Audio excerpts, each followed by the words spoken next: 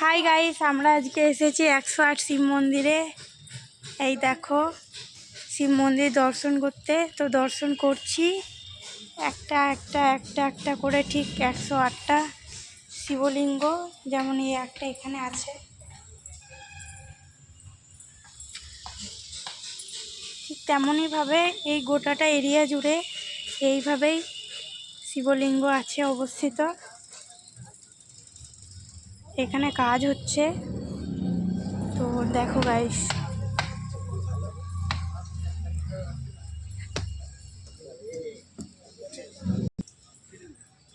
এই যে এখানে একটা কুণ্ডু আছে, তো দেখো তোমরা।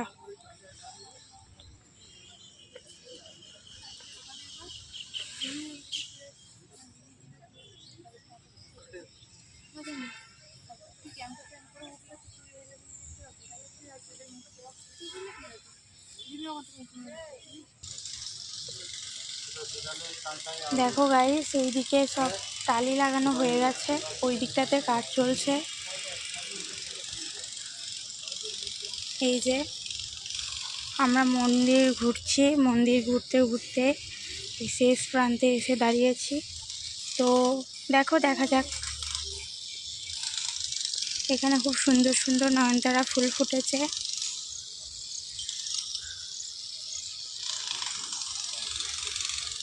এই যে শেষ প্রান্ত, এটা মন্দির প্রাঙ্গণের। তো এই যে ওইদিকে মন্দির আছে।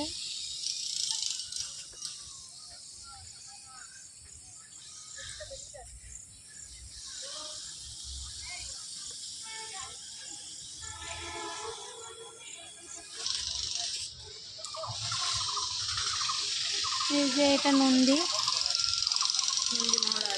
তো এটা একটা শিবলিঙ্গ।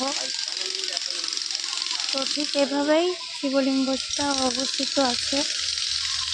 তো এদিকে টালির কাজ চলছে।